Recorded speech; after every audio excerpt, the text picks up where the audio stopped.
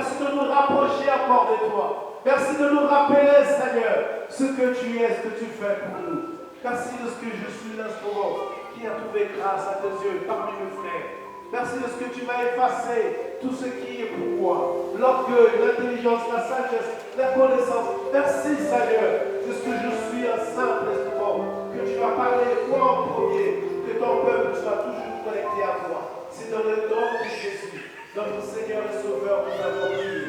Nous disons tous Amen. Amen. Alléluia. Merci les temps. Nous bénissons le Seigneur. Merci, on peut s'asseoir. Alléluia. Est-ce que depuis ce matin, tu as déjà salué ton frère? Est-ce que depuis ce matin, on peut s'élever, frères et sœurs? Nous allons apprécier la grâce de Dieu de la vie de nos frères et sœurs. Lèvons-nous, saluons-nous les uns les autres. Dis bonjour à ton frère, bonjour à ta sœur. Demande-lui ou elle comment il a passé la semaine. Nous sommes dans la maison de Dieu. Soyons dans la paix, dans la joie. La Bible déclare qu'il est tout agréable aux frères de venir ensemble. Est-ce que tu es content de voir ton frère ce matin?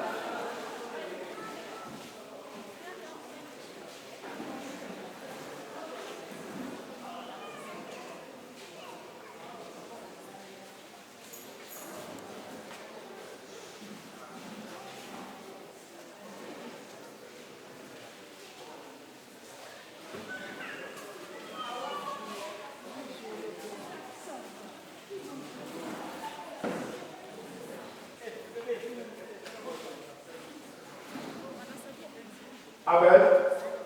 Nous sommes tous honorés de votre présence dans la maison du Seigneur. Par ma voix, l'Église Arche d'Amour vous souhaite les bienvenus et vous dit bonjour. Que Dieu nous bénisse. Alors, nous sommes arrivés au moment de la parole. Nous sommes reconnaissants pour l'adoration tout à l'heure. Est-ce qu'on peut apprécier ce moment d'adoration en acclamant très fort?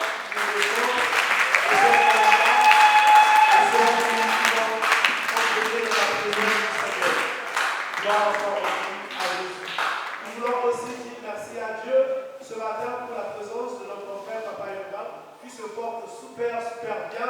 Est-ce que tu peux encore acclamer le Seigneur? Jésus est merveilleux, Dieu est fidèle. Et Dieu nous bénisse. Depuis un moment, nous sommes en train de parler sur la nouvelle famille en Christ. La nouvelle famille en Christ. Dis avec moi la nouvelle famille en Christ. Beaucoup de soutien, on nous a parlé, on nous a expliqué qu'est-ce que la nouvelle famille en Christ, comment cette famille vit et la différence entre la famille biologique et la famille spirituelle. Et j'espère, pour toi et moi, qu'on a compris quelque chose dans cette nouvelle famille. Quelqu'un dit Amen. Est-ce que tu as compris quelque chose dans cette nouvelle famille?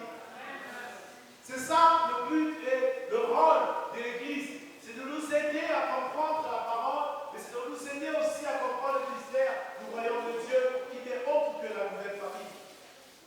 Et alors, je suis en train de poursuivre cette série de messages. J'étais en train de prier après avoir discuté avec notre Dieu, Papa Messi, aussi avec Papa Arben hier soir au téléphone. Nous voulons encore continuer cette série de messages. Et la question que je me suis posée, c'est vrai qu'on a décrit les différents types de familles. C'est vrai qu'on nous a montré comment est-ce qu'une famille en Christ doit se comporter, doit vivre, doit se conduire. Mais la question ce matin, que faut-il faire pour parvenir à cette nouvelle famille? Aujourd'hui, chacun de nous tous appartient à une famille. Mais quels sont les moyens, quels sont les canaux qui font en sorte que nous devenions membres de cette famille? Par quel canal je suis devenu membre de la famille Koumou? Par quel canal notre frère Gaël est devenu membre de la famille Bamou? Par quel canal notre frère est devenu membre de la famille Paka? Il n'y en a que deux. Même si les hommes et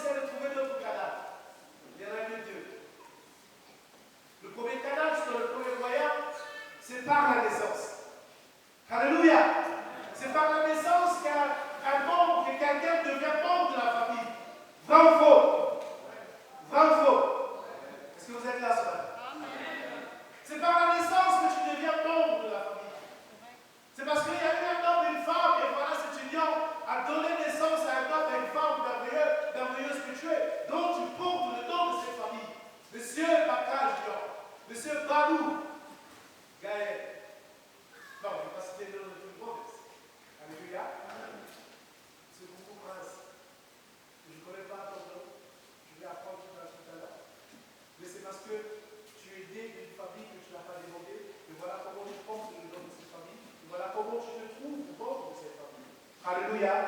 C'est le premier canal. Le deuxième canal, c'est par l'adoption. C'est vrai que comment je vais dire, c'est une attitude, c'est une pratique qui est beaucoup utilisée, qui est très fréquente en Europe, dans les pays dits développés. Dans l'Afrique, cette pratique aussi existe. On devient membre de la famille par adoption. Et quand on est adopté, on a les mêmes droits que les enfants nés de cette famille. Vrai ou faux? Alléluia. Voilà. Pendant que je suis en train de méditer le message de ce matin, de deux cas-là que le Seigneur a permis que je comprenne, par lesquels nous devenons membres de la famille. Il n'y en a que deux. Soit tu as été adopté, soit tu es né naturellement de cette famille. Et nous sommes en train de parler de la famille en Christ. Et nous ne pouvons parler de la famille en Christ sans pourtant qu'on parle de l'ancienne famille. Et donc pour quitter l'ancienne famille, rejoindre la nouvelle famille, il faudra qu'il y ait la naissance encore. Quelqu'un dit Amen. Et c'est de ça qu'on va parler ce matin. Et le thème de ce matin, c'est la nouvelle naissance. C'est la nouvelle naissance. Dis avec moi la nouvelle naissance. Dis avec moi la nouvelle naissance. Pourquoi la nouvelle naissance? Mais parce que nous sommes d'abord nés quelque part. Pourquoi la nouvelle famille? Parce que nous appartenons d'abord à une autre famille, une ancienne famille, une famille dite de la famille biologique. Et lors de notre parcours, nous avons rencontré l'évangile, on nous a prêché l'évangile, nous avons connu Christ, nous avons pris la décision de quitter la famille biologique, de rejoindre la famille spirituelle. Et cette action de quitter la famille biologique, de rejoindre la famille spirituelle, ce passage s'appelle la nouvelle naissance. J'étais d'abord né physiquement, il va falloir que je naisse spirituellement. Et ce matin, nous allons parler de cette naissance. Nous avons parlé de la famille spirituelle, de la famille en Christ, comment vivre, comment garder l'harmonie, comment vivre dans la paix, comment vivre dans l'amour, comment arrêter les comparaisons, arrêter le mal, arrêter les comparaisons avec ceux qui sont libres. Que cette famille doit être spirituelle. Et ce matin, nous voulons repartir à la source. Pour parvenir à cette nouvelle famille dont nous sommes en train de parler depuis un moment, il faut que tu naisses. Il faut que tu naisses de nouveau. Il faut que tu naisses de nouveau. Alléluia. Pour comprendre cette naissance, cette notion, il va falloir qu'on redéfinisse ce matin ensemble qu'est-ce qui est donc la naissance. Eh bien, les savants de ce monde, le dictionnaire nous enseigne que la naissance est le commencement de la vie indépendante pour un être vivant, au sortir de l'organisme naturel. La naissance est le moment du but de l'existence autonome de l'être vivant d'une manière générale. Quand tu n'existais pas, tu te retrouvais dans le ventre d'une femme carmeuse, et voilà, pendant 9 mois, cette femme passe son ventre. Et un bon jour, voilà comment est-ce que nous arrivons dans ce monde. Mais la naissance peut aussi être définie comme étant une apparition. C'est-à-dire que tu n'existais pas avant. Mon épouse et moi, nous sommes mariés, nous étions à 2. Quelques années plus tard, nous sommes 4. Des fois même, je me regarde, c'est moi qui ai fait ces enfants? Oui, c'est toi. Alléluia. C'est maintenant une apparition de plusieurs êtres humains. C'est ça la naissance. C'est une apparition. C'est un départ. C'est une origine. On vient de quelque part, on apparaît. On a vu une vie ailleurs. On a vu une vie dans le passé. On prend une autre direction. C'est ça la naissance. La naissance, c'est le commencement d'une vie indépendante. Pourquoi? Parce qu'avant, quand nous étions embryons, lorsque nous étions en fœtus, nous étions dépendants d'une autre vie que notre mère. Tout ce qu'elle mange, c'est ce que nous consommons. C'est ce que nous vivons. Elle respire, nous respirons. Mais une fois que nous sommes à la maturité, lors de l'accouchement, voici comment est-ce que nous sortons, nous devenons indépendants, tu deviens libre. C'est ça la naissance. Nous sommes sortis de quelque part, de l'organisme, par l'accouchement. Et on devient indépendant, on devient un être mis à part. Quelqu'un dit Amen. C'est ça la naissance. Et nous avons donc deux types de naissance. Il y a la naissance, il y a l'accouchement, je voulais dire, à la voie basse et l'accouchement par césarienne. Que c'est dur de voir aujourd'hui nos mamans qui ont accouché par césarienne, par opération. C'est douloureux. Et c'est ça la naissance. L'accouchement n'est pas une chose facile. Oh, qu'est-ce que ce matin je voudrais dire merci à nos mamans. Qu'est-ce que ce matin, j'aimerais applaudir pour les femmes courageuses? Les femmes qui supportent la grossesse pendant 9 mois. D'autres enfants, c'est plus de 9 mois. Mais les mamans sont là. Et le jour de l'accouchement, c'est incroyable, c'est douloureux, frères et sœurs. Je peux me souvenir encore pour notre première naissance, notre première fille. Comment c'était dur. C'est incroyable. J'étais stressé, beaucoup de choses se passent. Ce qu'on entend, ce qu'on vit tous les jours. Que les femmes peuvent laisser leur vie sous le lit de l'accouchement. Quelqu'un dit Amen. Quelqu'un dit Amen. Encore plus dur lorsque l'enfant vient par le canal de la césarienne. Plus douloureux encore. C'est ça la naissance. C'est que tu passes à une vie de delà, à un nouveau départ. C'est que tu prends un nouveau départ, un nouveau commencement. Le titre de l'accouchement par voie basse, l'accouchement par césarienne. Donc simplement, si tu es là, si je suis là, parce qu'une femme a pris le courage de te garder pendant plusieurs mois et elle t'a pas inventé, elle est allée prendre le risque, le péril de sa vie pour que tu laisses et que tu sois là. Combien sommes-nous reconnaissants à nos parents, à nos mamans? Combien sommes-nous devenus adultes? Nous manquons de respect à nos parents. Nous manquons de respect à nos parents. Est-ce que quelqu'un peut applaudir pour les femmes ce matin?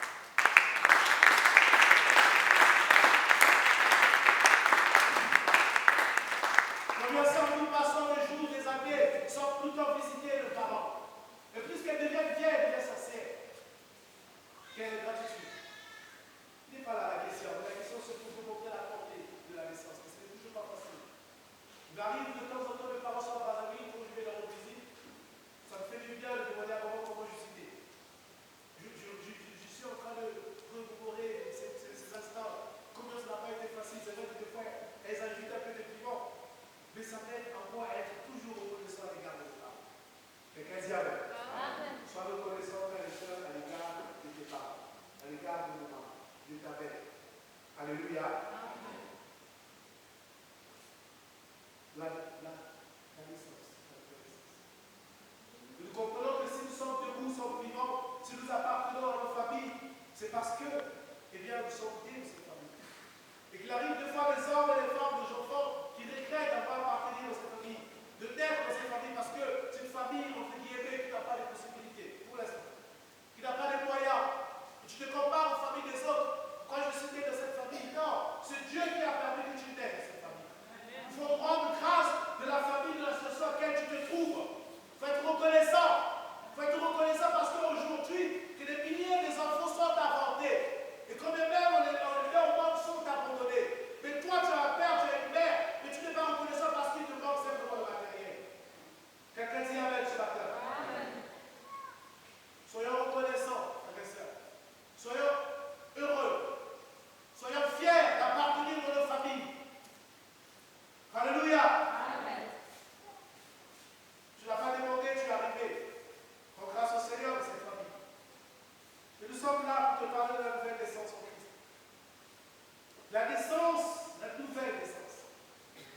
Que nous sommes heureux lorsque nous sommes parents pour la première fois.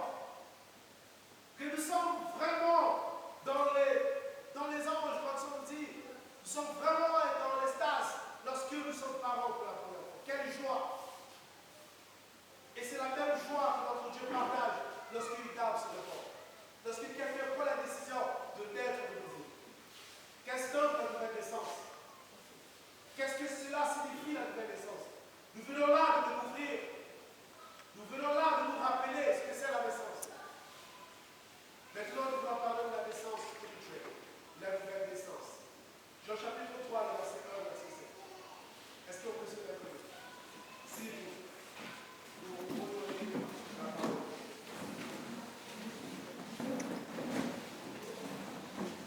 Jean, chapitre 3, le verset 1 au verset 7. Je vais lire la parole du Seigneur. Mais il y eut un homme d'entre les pharisiens nommé Nicodème, un chef de juifs, qui vint, lui, auprès de Jésus de nuit.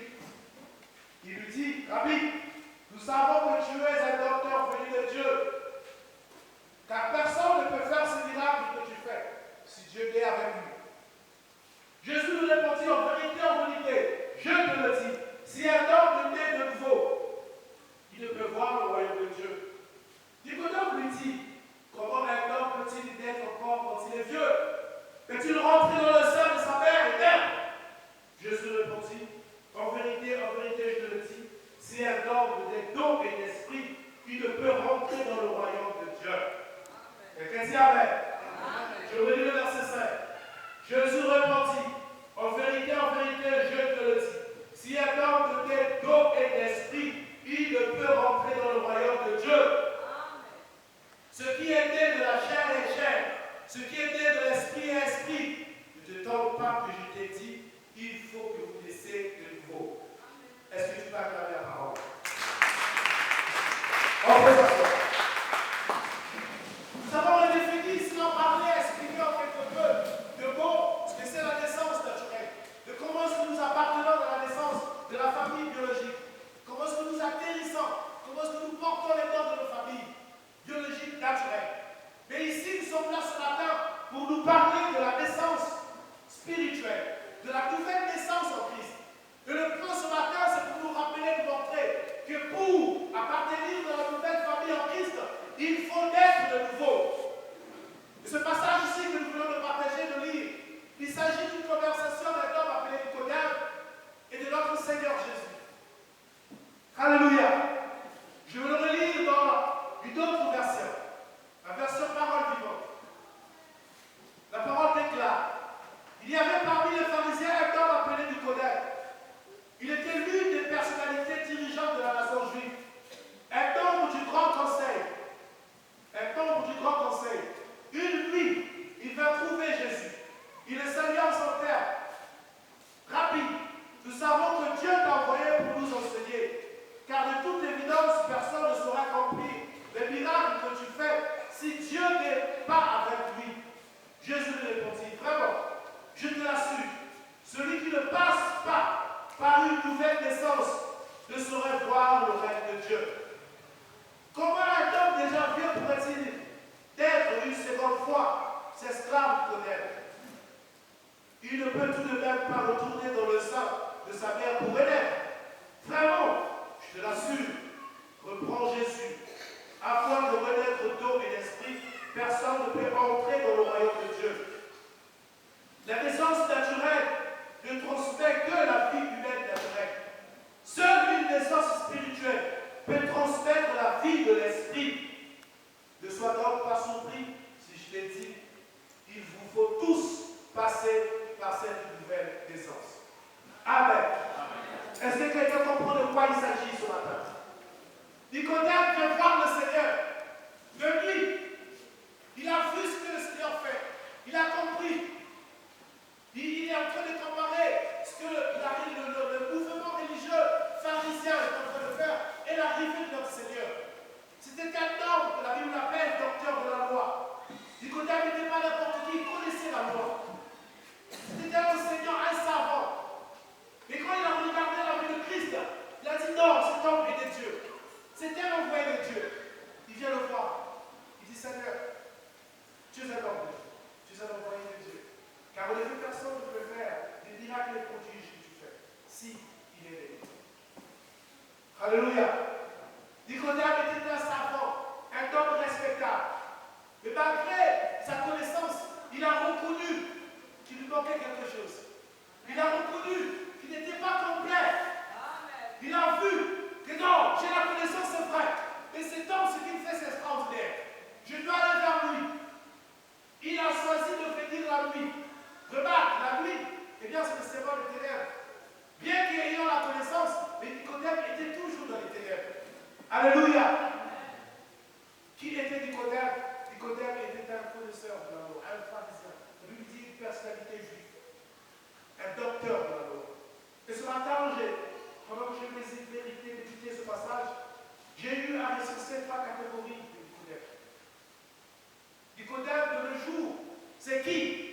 Qui est Nicodème de nos jours? Ils sont dans 3 catégories. Première catégorie, des gens qui sont des Nicodème.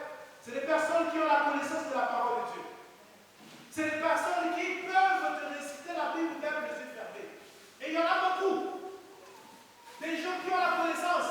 Mais vraiment, quand je te mets en face d'eux, tu dis, mais vraiment, on dirait, moi, je ne connais pas la Bible. On dirait, je ne dis pas la Bible. Des personnes qui peuvent te citer de Genèse à Apocalypse. Alléluia. Qui n'a jamais rencontré ces personnes? Qui a déjà rencontré ces personnes? Ils sont pleins.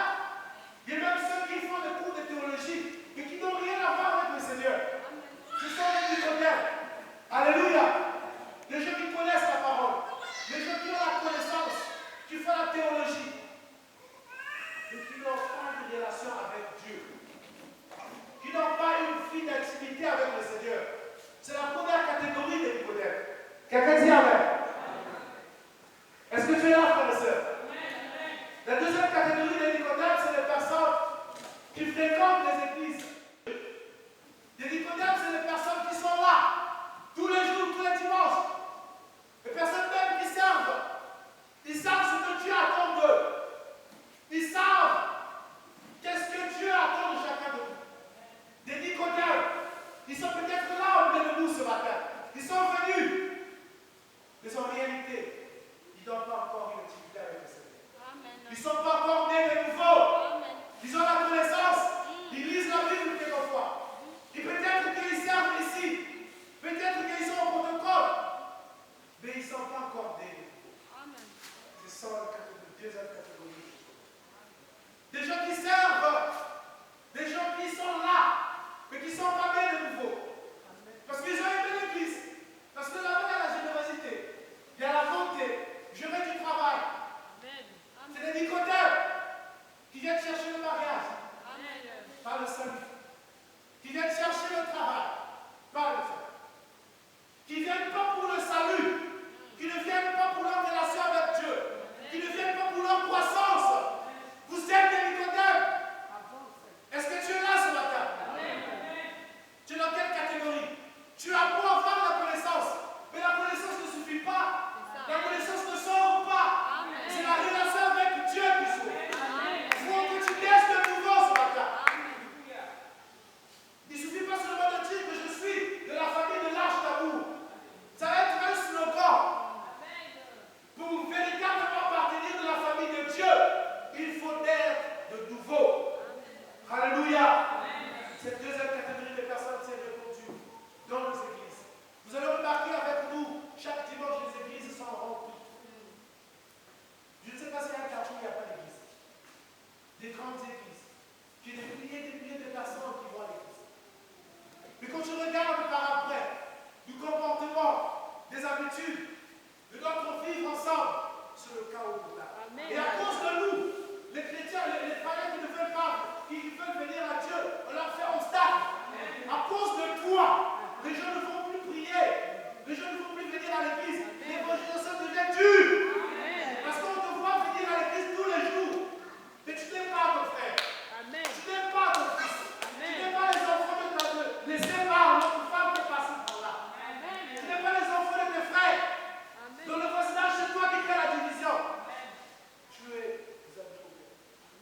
Deux catégories de modèles, c'est personnes qui viennent à l'église. Les personnes qui ont la connaissance de la foi. Tu sais ce que Dieu a fait de toi. Tu sais ce que tu fais, ce n'est pas de Dieu. Dieu ne veut pas que tu vives dans le désordre. Que tu es là. Tu viens écouter la parole. Pendant que je prie, tu dis même Amen. Amen. Oui. Tu ne veux pas changer. Amen. Quelqu'un dit Amen.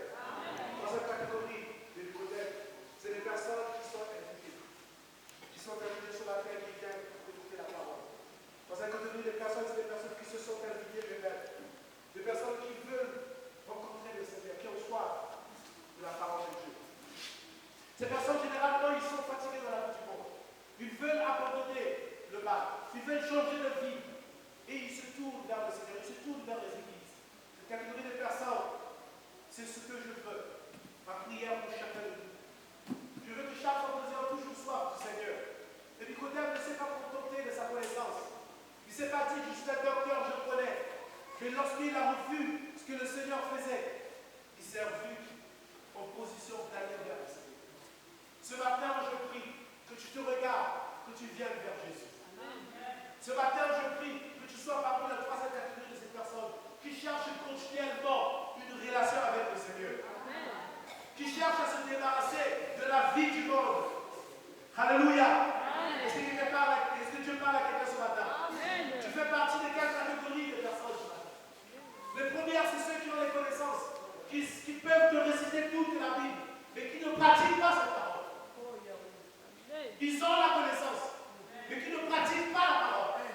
Deuxième catégorie, c'est les personnes qui fréquentent les églises. Ils sont là tout le temps, fidèles, mais qui ne vivent pas sur la parole de Dieu. Qui servent même dans nos églises, mais qui n'ont pas une relation avec Dieu. Qui sont nous, frères et sœurs? La troisième catégorie des personnes qu'on connaît, c'est les personnes qui se sont invitées. Les personnes qui font violence, qui veulent rencontrer le Seigneur, qui posent des questions, qui veulent connaître la vie de Jésus, qui veulent connaître les Écritures. C'est des personnes qui sont là, qui viennent voir le parole de l'ordre. Qu'est-ce que la parole dit? Je veux comprendre. Je lis tel passage, je ne comprends pas. Il y en a presque pas chez nous. Rarement on nous pose des questions. Mais c'est une nouvelle vie, une nouvelle naissance. Nous n'avons pas cette vie avant. Maintenant que nous sommes en Christ, des choses sont nouvelles pour nous. 2 Corinthiens, chapitre 5, verset 17. Mais comment dans la nouvelle vie tu ne poses pas des questions? Tu n'es pas curieux. Comment tu vas la vivre? Comment tu rentres dans une vie que tu ne connais pas et tu es tranquille? Il y a un problème. Alléluia. Écoutez, je vais voir le Seigneur pour poser la question. Je prie pour chacun de nous que nous soyons sur cette personne. Qui es-tu sur la table? Je vais parler quelqu'un d'autre.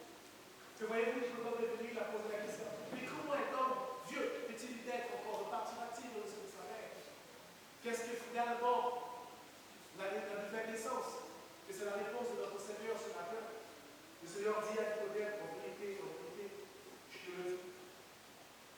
Si quelqu'un ne naît d'eau et d'esprit ne peut voir le royaume de Dieu. La nouvelle naissance, frères et sœurs, c'est de naître d'eau et d'esprit. La nouvelle naissance, c'est de naître d'eau et d'esprit.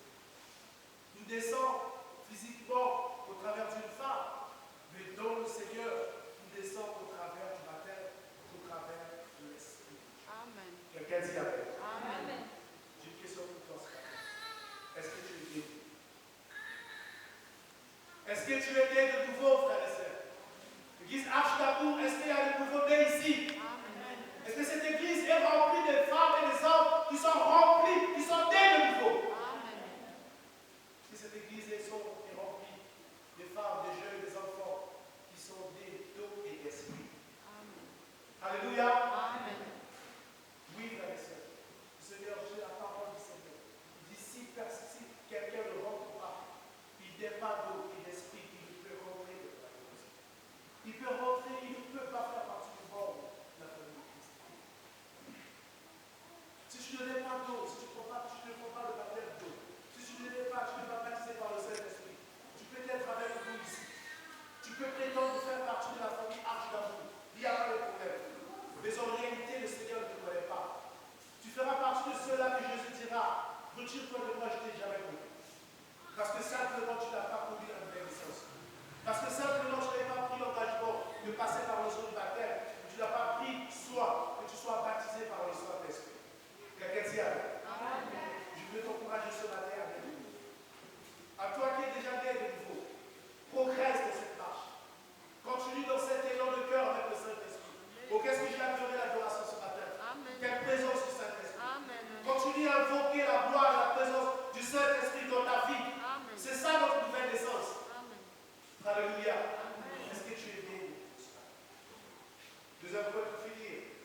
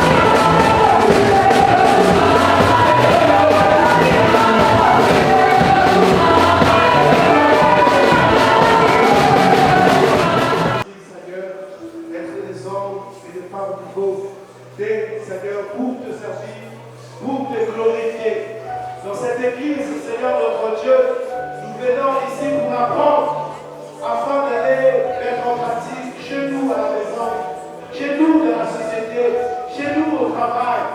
Père, nous te demandons une nouvelle vie. Nous te demandons que nous marchions en nouveauté au nom de Jésus. Que nous soyons remplis les hommes et les femmes en ces lieux qui sont nés de nouveau, qui sont nés d'eau et d'esprit. Cette église, Seigneur, nous prions que ce soit un panel assemblée des saints qui vivent sur l'esprit et non sur la chair. Merci, Seigneur, de faire une race de vainqueurs, une race de vainqueurs, une race de vainqueurs, une famille en Christ née de nouveau, acquis par le sang de Jésus, dans le nom de Jésus. Nous voulons prier pour notre campagne. Oui, cette activité qui, le Seigneur, comme l'avons dit, nous a recommandé, nous a donné l'ordre d'aller gagner les âmes. C'est pourquoi nous soumettons cette campagne entre les mains de Dieu. Que tout ce qui va se faire, que seul Dieu soit le cœur. Que tout ce que nous allons entreprendre, que ce soit poussé par le Saint-Esprit.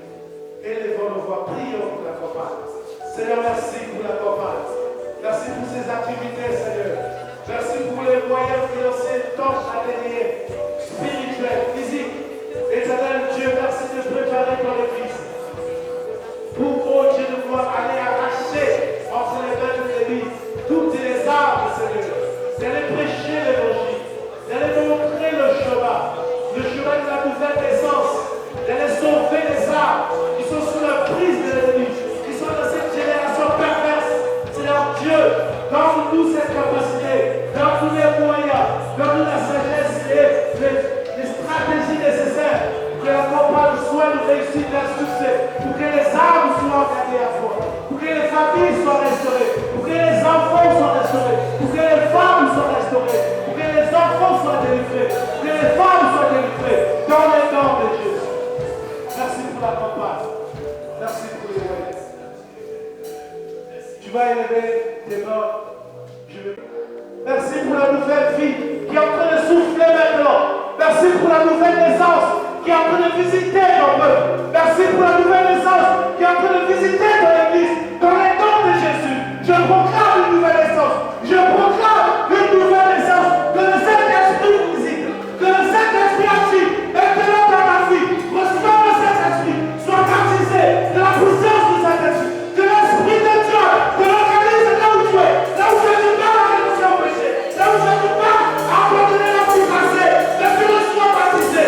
Reçois la puissance du Saint-Esprit. Est-ce que tu peux le faire à moi? Prie pour le Saint-Esprit. Que la puissance du Saint-Esprit te localise. Et te ramasser, que la loi. Saint-Esprit, merci. Merci de séparer une femme, soeur.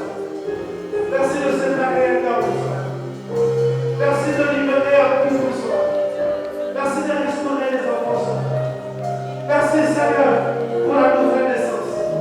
Merci pour la nouvelle direction de cette église, dans notre église, dans notre famille. Merci, Seigneur. Dorénavant, nous avons compris que nous sommes là. Nous venons ici pour te servir. Nous venons ici pour t'adorer, pour t'élever, pour te célébrer. Pas autre chose, Seigneur. Nous avons compris ce matin que tu es notre priorité. Tu es notre priorité. Tu es notre priorité. Tu es notre priorité. Pas autre chose, Seigneur. Tu es la priorité de ma vie. Tu es la priorité, Seigneur, de cette église. Nous sommes là pour te servir afin de gagner le royaume des cieux.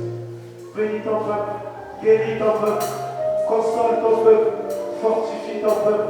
C'est dans le nom de Jésus-Christ de Nazareth. Nous avons raison de Dieu. Amen.